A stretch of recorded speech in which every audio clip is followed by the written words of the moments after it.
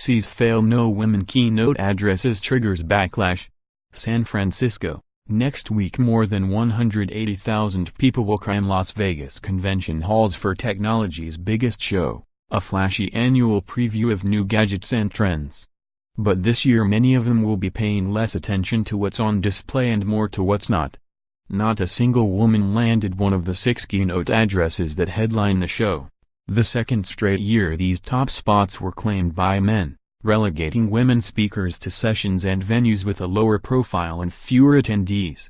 An online backlash has erupted, generating a hashtag, #CESOMale, and a torrent of social media posts. Kristen Lemke, Chief Marketing Officer of JP Morgan Chase, who has spoken at CES herself, drew up her own list of 21 women headliners in less time than it took to drink coffee. HP's Global Chief Marketing Officer, Antonio J. Lucio, tweeted, "All men should boycott at CES if women are not invited to speak. Insulting in this day and age." One activist plans to storm the conference to turn the national spotlight on just how parched this trade show conference in the Nevada desert is for women in key roles.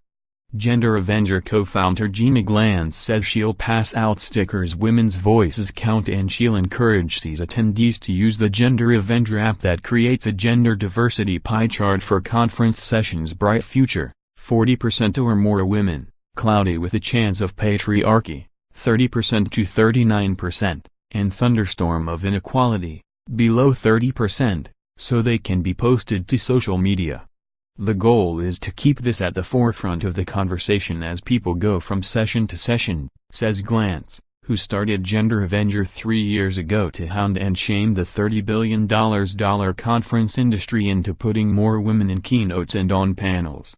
The trade group that organizes CES and handpicks the speakers is the Consumer Technology Association. Its Senior Vice President of Corporate Business Strategy, Karen Chupka, points to participation elsewhere at CES, with a quarter of speaking slots this year going to 242 women. The focus on the big-name keynote addresses overlooks the presence of women on the keynote stage on panels and in keynote presentations elsewhere at the show, CES says. "We're proud of our record in welcoming a diversity of speakers to the CES keynote stage," Chupka, Senior Vice President of CES, said in a statement. "In the last 7 years, we've had 15 keynote spots held by women. Those keynote spots are not just keynote addresses but other appearances CES includes as keynotes, including panel discussions."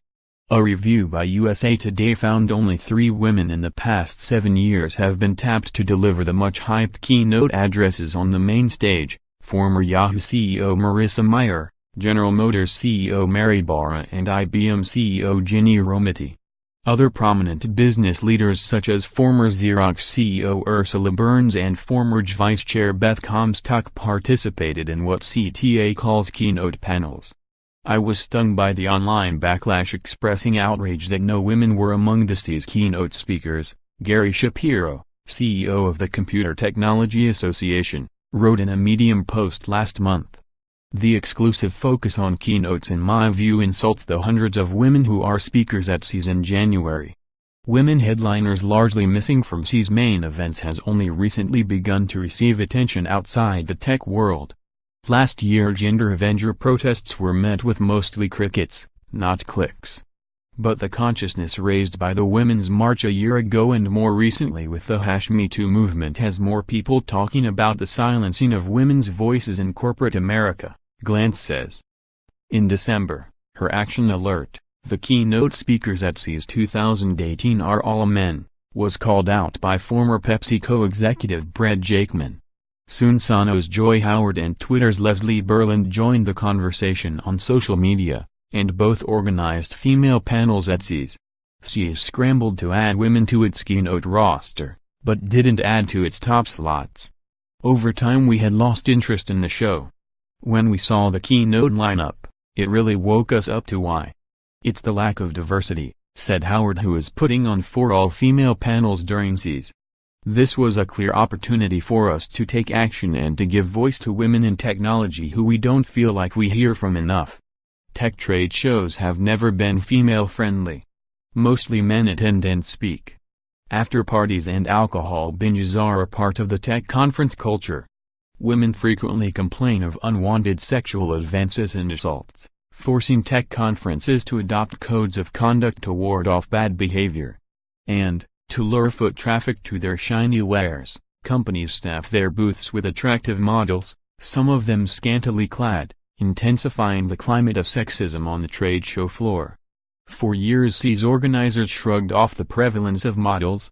Shapiro told the BBC in 2012 it is a little old school, but it does work. People naturally want to go towards what they consider pretty. Peak outrage with CES booth babes came a year later when Apple accessories company Hyper addressed topless women in body paint and skimpy thongs and encouraged people to share the photos using the hashtag #GetMore. 4 years later, CES is again rebuffing critics, this time over the all-male lineup of keynote addresses. More, women need to be on stage at Consumer Electronics Show. It's a #MeToo thing. More, sexual harassment used to cost women their careers. That may be changing. More, it's called the POW effect. Asian women in tech are fighting deep-rooted discrimination. Why does it matter?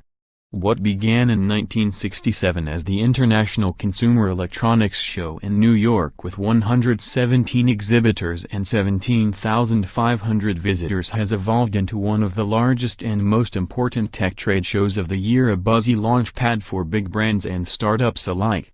The highlight of CES are the keynotes, blinding displays of onstage corporate shock and awe in which business leaders tout their strategy, demo new products and roll out big announcements, often with celebrities and surprises in tow. Being handed that kind of booming presence on an international platform can jack up a company's image and its stock, according to the Consumer Technology Association. The trade group decides who qualifies for a keynote address, someone who's president or CEO level for a large enterprise with name recognition in the industry.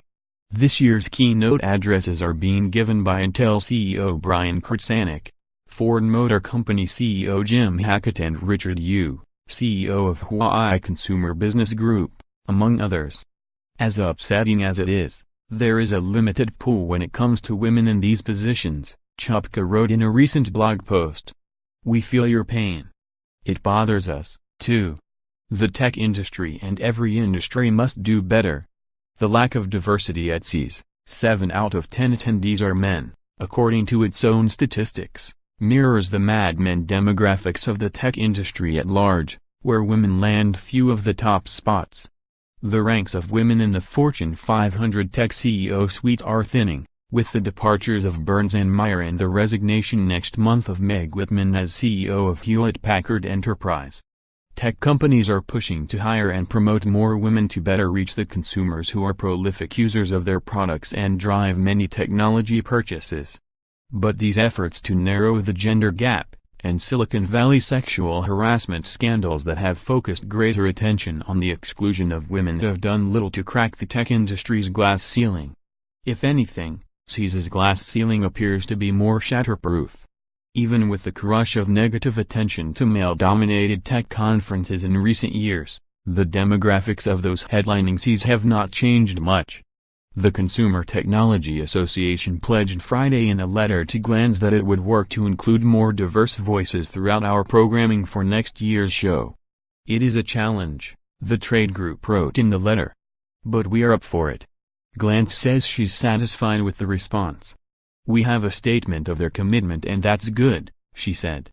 We are going to be watching next year for more women keynote addresses on the main stage at CES. For a playlist of last year's CES keynotes, see below. Follow USA Today senior technology writer